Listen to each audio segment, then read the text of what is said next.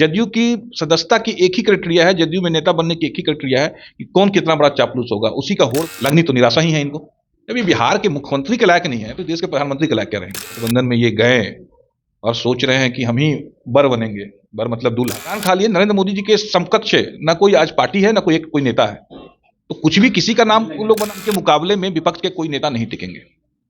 ये फैसला जनता को करना है और जनता ने ये फैसला कर लिया है और जनता के हित में वो कार्य कर रहे हैं। जिस हिसाब से मोदी की गारंटी पे विश्वास है इस देश के लोगों को, तो देखिए, लगातार जदयू के नेता कार्यकर्ताओं के द्वारा पोस्टर लगाए जा रहे थे कि हाटे बाजार नीतीश कुमार, कहीं ना कहीं ये कयास भी लगाया जा रहा था कि इस बार की बैठक में जो है संयोजक नीतीश कुमार बनाए जा सकते हैं। लेकिन जिस तरह से निराशा लगी है, हमारे साथ बात करने के लिए बीजेपी के प्रवक्ता हैं मनोज शर्मा जी। सर, जिस तरह से नीतीश कुमार को निराशा लगी, क्या कहेंगे?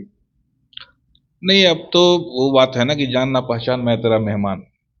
नीतीश कुमार को कोई पूछ ही नहीं रहा है तो खुद से अपना पोस्टर और बैनर लगा रहे हैं, और जब इनकी इच्छा की पूर्ति नहीं हो रही है तो निराशा का भाव जग रहा है।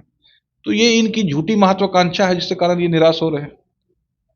अगर ये इंडी अलायंस की गठबंधन में ये गए और सोच रहे हैं कि हम ही बर बनेंगे, बर मतलब दूल्हा, तो वही है कि बेगानी शादी में अब्दुल्ला दीवाना, ये दीवानों के समान अपना चेहरा लेके वरमाला के लिए घूमते रहे, स्टेट स्टेट और पार्टी पार्टी।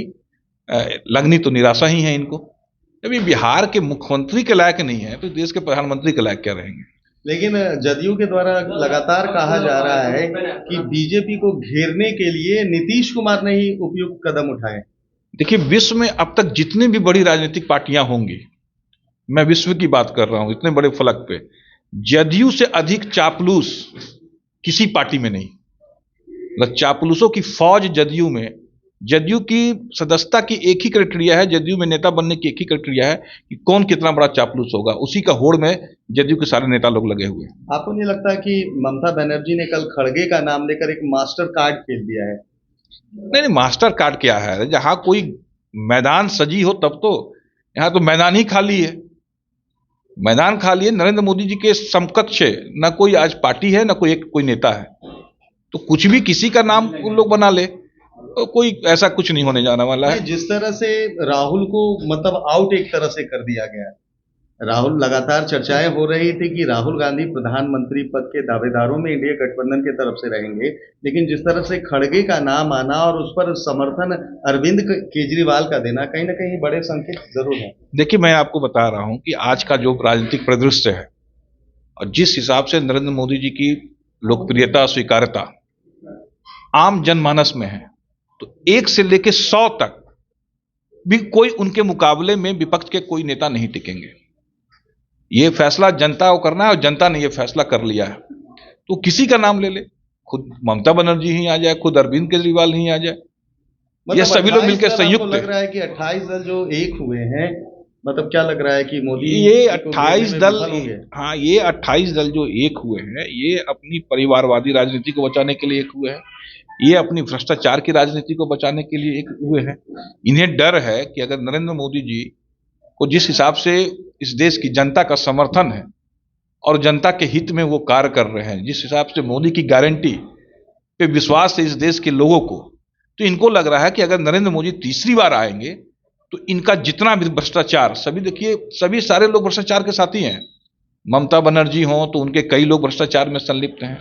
कांग्रेस का आपने देख ही लिया, 350 करोड़ रुपया नगद बरामद हुआ। आप बगल में, कल बगल का उदाहरण दे रहा हूं, आप हेमंत सोरेन को देख लीजिए, कितना बड़ा भ्रष्टाचार का आरोप है उनमें। आप द्रमुक के नेताओं को देख लीजिए।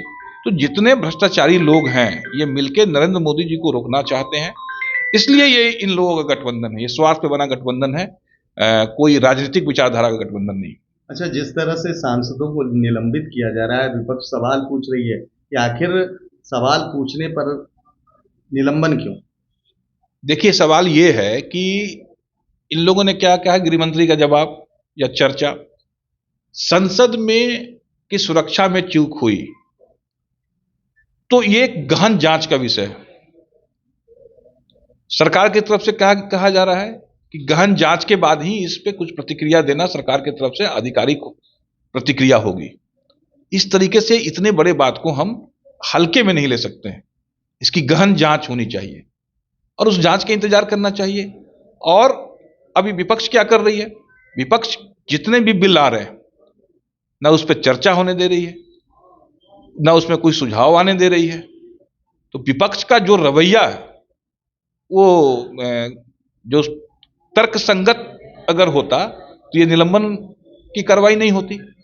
लेकिन जो जिद, जो अहंकार, जो व्यवहार विपक्ष का है वो निलंबन के ही योग्य है। तो ये थे मनोज शर्मा जी, जिन्होंने साफ तौर पर कहा है कि जो भ्रष्टाचारी हैं, जो भ्रष्टाचारियों का जुटान है इंडिया गठबंधन, 2024 में मोदी के सामने कोई भी नजर नहीं आ रहा है। वाकई अब देखना ये बड़ा दिलचस्प होगा कि वाकई 2024 में जो इंडिया गठबंधन के तरफ से जो प्रधानमंत्री पद का जो चेहरा होगा, आखिर कौन होगा। फिलहाल अगर आपको हमारी खबर अच्छी लगी हो तो इसे लाइक, शेयर, सब्सक्राइब करना ना भूलें और देखते रहें नेशन सिटी लाइव।